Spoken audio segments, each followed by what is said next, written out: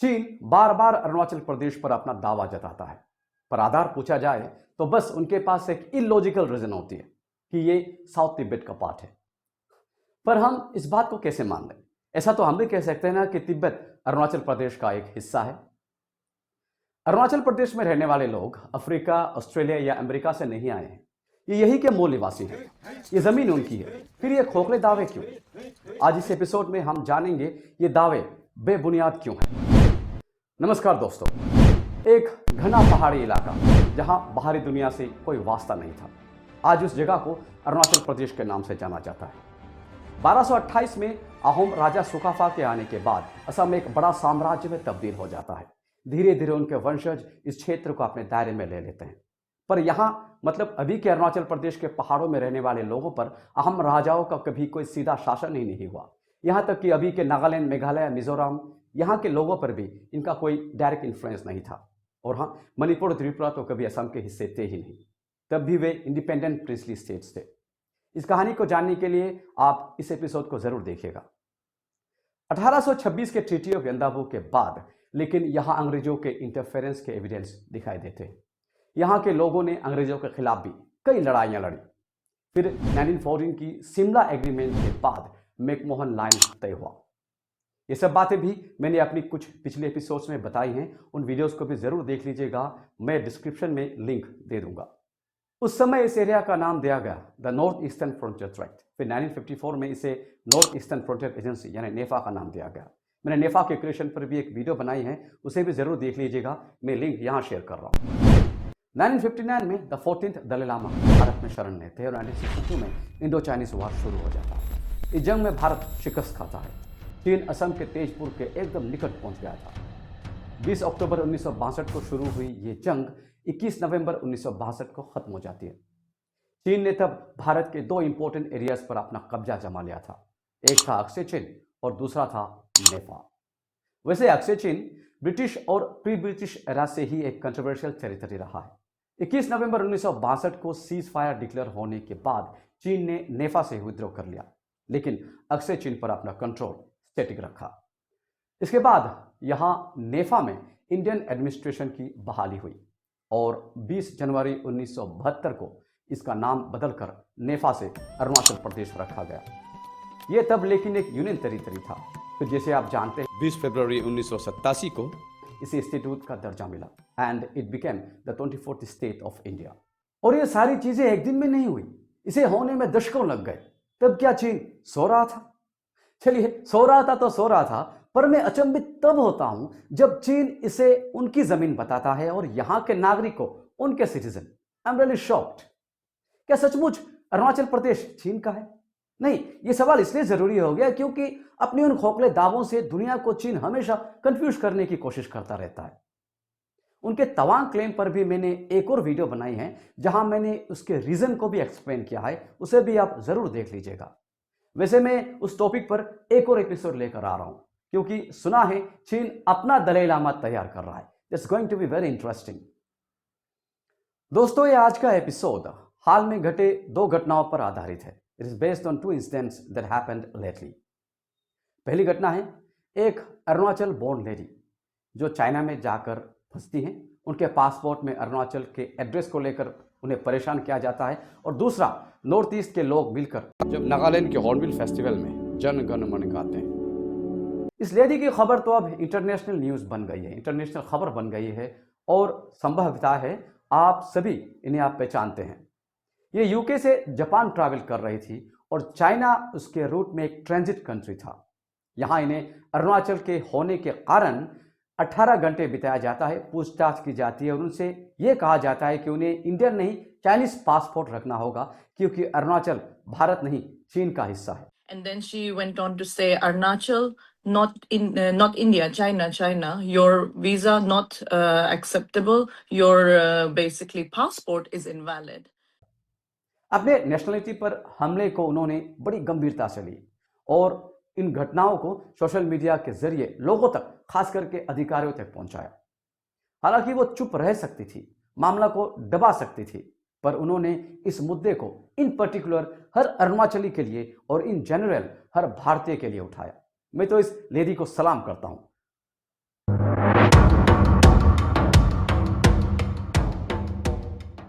चीनी वाले तो शायद ये मानकर चलते हैं, खासकर अरुणाचल के लोग चाइनीज सिटीजन हैं, पर नॉर्थ ईस्ट इंडिया के लोगों को इस सोच का सामना इंडिया के मेन लैंड में लगभग हर दिन करना पड़ता है। चिंकी, चाइनीज, मोमो, चुनचांग और न जाने कितने नाम। फिर ये लोग अपने को भारत की बाकी आबादी के साथ जोड़ने के लिए बड़ी मेहनत करते हैं, लेकिन फिर भी आए दिन हम ऐसे रेशियल एब्यूजेस इंटरनेट पर कितना देखते हैं, यहां तक कि कुछ की तो जान तक गई है। और इसी से जुड़ी एक और घटना घटती है, जहां नॉर्थ ईस्ट के लोगों ने मिलकर नागालैंड के हॉर्नबिल फेस्टिवल में जन गण मन गाया।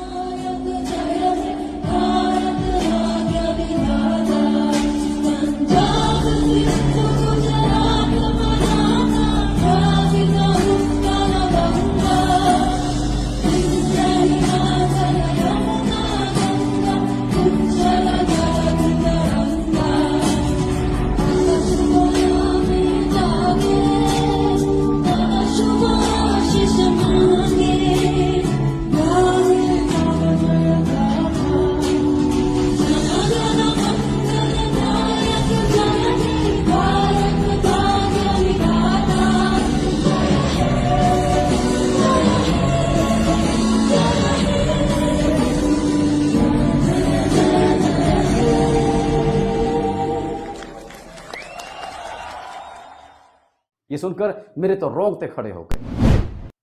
हम यहाँ बांग्लादेश, म्यांमार, चीन और भूटान जैसे देशों से घिरे हुए हैं। यहाँ चाइना के सरहद पर कौन खड़ा है? अरुणाचल प्रदेश के लोग खड़े हैं।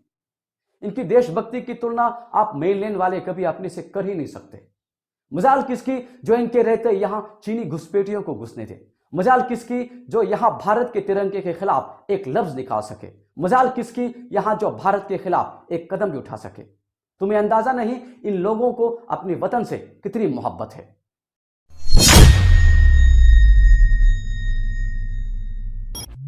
अगर देखा जाए तो नॉर्थ ईस्ट के लोग कुछ बदमाशों की बदमाशी के शिकार 3 कारणों से होते हैं।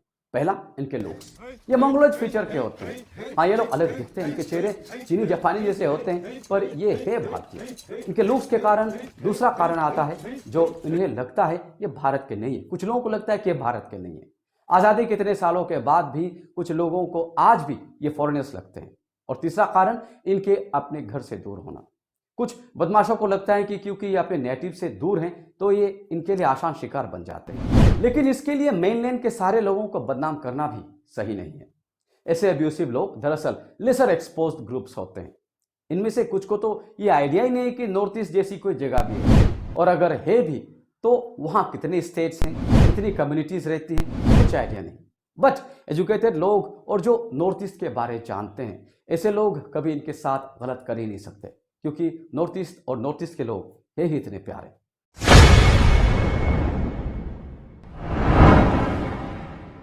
देखिए, नॉर्थ ईस्ट के जो लोग हैं उन्हें भी थोड़ी बहुत एडजस्टमेंट तो करनी होगी। आई मीन, मैं किसी भी तरह से किसी भी बदसलूकी को बर्दाश्त करने को नहीं कह रहा हूँ। व्हाट आई मीन इज, जब आप दिल्ली में रहते हैं हमें हिंदी तो थोड़ी बहुत आनी होगी ना। नहीं, मेरी बातों का गलत मतलब मत निकालिएगा, पर यह एक नेसेसिटी है। जैसे मिजोरम में मिजो है, नागालैंड में नगामिस है, मणिपुर में मणिपुरी है, और कोई बाहर से आकर आपसे आपकी भाषा में बात करे तो उनका आपके साथ घुल मिल जाना आसान हो जाता है। इसी तरह हम दिल्ली में हिंदी बोलें और बेंगलुरु में कन्नड़, तो क्या हर्ज है। खैर, ये आपकी अपनी चॉइस होनी चाहिए। ये सोशलाइजेशन के लिए हेल्प करता है, पर आजकल रीजनल लैंग्वेजेस के लिए भी लोगों को मारा पीटा जा रहा है। ये फिर गलत बात है, ऐसा भी नहीं होना चाहिए भाई। पर मेरा ऐसा मानना है, और ये मेरी निजी राय है, कि भाषा सीख लेने में, भाषा जानने में कोई नुकसान नहीं है। पर भाषा नहीं आना, लुक्स का अलग होना, कल्चरल डिफरेंसेस होना, ये सब एब्यूज के लिए कोई कारण नहीं होना चाहिए। अपने फेलो कंट्रीमैन को रेशियली डिस्क्रिमिनेट करना एक क्राइम है, बोथ मोरली एंड लीगली। ये किस तरह किसी को हर्ट करता है आपको आइडिया ही नहीं होगा।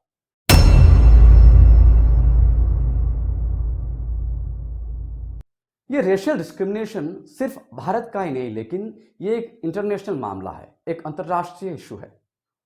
ये बात आपको बताने की बिल्कुल ज़रूरत नहीं है कि यूरोप, अमेरिका, ऑस्ट्रेलिया जैसे देशों में भारतीय मूल के लोगों को किस तरह ट्रीटमेंट मिलता है।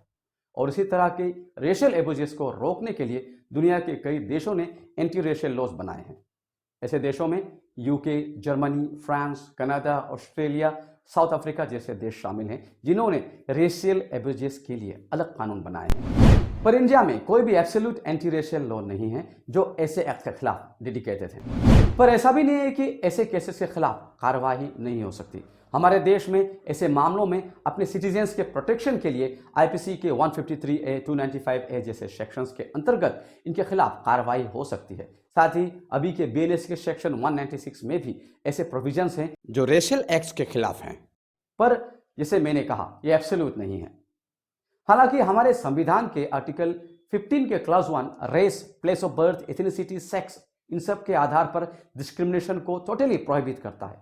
साथ ही SC/ST prevention of atrocities act 1989 भी ST/SC की प्रोटेक्शन की बात करता है। पर इन कानूनों को हम एंटी रेशियल का दर्जा नहीं दे सकते। नेवरदलेस, नॉर्थ ईस्ट के लोगों के लिए स्पेशली नीरो तानिया केस के बाद रॉबिन हिबू को दिल्ली पुलिस की द नॉर्थ ईस्टर्न कम्युनिटी का नोडल ऑफिसर बनाया गया। आपको याद होगा, एक रेशियली मोटिवेटेड अटैक में अरुणाचल प्रदेश का नीरो तानिया की मृत्यु हो गई थी। रॉबिन हिबू की अगुवाई में special police unit for north eastern region setup किया गया, जो नॉर्थ ईस्ट के लोगों से related harassment, discrimination, racial violence और इन जैसे प्रॉब्लम्स को देखती है। उनकी अगुवाई में 2007 में north east support centre and helpline भी आगे आई, जो एक NGO है। इसके अलावा नॉर्थ ईस्टर्न्स के लिए एक डेडिकेटेड हेल्पलाइन नंबर भी है 1093। बट इन सब के बावजूद भी रेशियल डिस्क्रिमिनेशन के मामले होते ही हैं।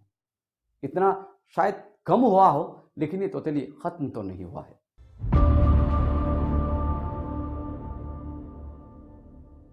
अगर मेरी राय ली जाए तो मैं तो यही कहूंगा, देश की एकता और अखंडता के लिए ऐसे मामलों को गंभीरता से लिया जाना चाहिए। उन सोच के खिलाफ आवाज उठनी चाहिए, सख्त कानून होना चाहिए, कार्रवाई होनी चाहिए जो देश को बांटती हो। नॉर्थ ईस्ट के लोग कोई स्पेशल नहीं है, ये अलग लोग नहीं है, पर जिस जगह वे रहते हैं ना, और जहां से वे आते हैं, वो जरूर स्पेशल है। उन जगहों की स्ट्रेटेजिक इंपॉर्टेंस है। और सबसे बड़ी बात, यहाँ लोग अपने को किसी भी तरह से मेनलैंड इंडिया के सिटीजन से अपने को कम नहीं समझते, कम नहीं मानते। आप जानते हैं, यहाँ भी सेपरेटिस्ट आइडिया रखने वाले ग्रुप्स हैं। ऐसे ऑर्गेनाइजेशंस कोशिश भी करते हैं कि यहाँ के लोग अपने को भारत से अलग समझे, अपने को भारतीय ना समझे। पर ये तो मुट्ठी भर लोग हैं ना। इसके दहशत के बावजूद भी यहाँ लोग गणतंत्र दिवस, स्वतंत्रता दिवस और भारत का हर वो त्यौहार मनाते हैं जो देश में मनाया जाता है। तो बताइए, ये लोग आपसे अलग कैसे हो? जो इन लोगों के खिलाफ ऐसी सोच रखते हैं, प्रिजुडाइज पालते हैं, ऐसे लोग भारत की एकता और अखंडता के लिए बहुत बड़ा खतरा है। और इसीलिए, जैसे मैंने कहा, ऐसे लोगों के खिलाफ सख्त कार्रवाई होनी चाहिए। बाकी देशों की तरह भारत में भी एक एंटी रेशियल लॉ लाया जाना चाहिए जो इन लोगों की प्रोटेक्शन करेगा और उन लोगों के लिए डिटरेंस होगा जो बिन जाने सोचे समझे अपने ही लोगों को गैर बताते हैं, उनकी इंसल्ट करते हैं। ये बात पर और है कि इनके इन हरकतों से नॉर्थ ईस्ट इंडिया के लोगों के देश प्रेम में कोई भी फर्क नहीं आएगा। ये भारत से प्यार करते थे, करते हैं और करते रहेंगे। जय हिंद।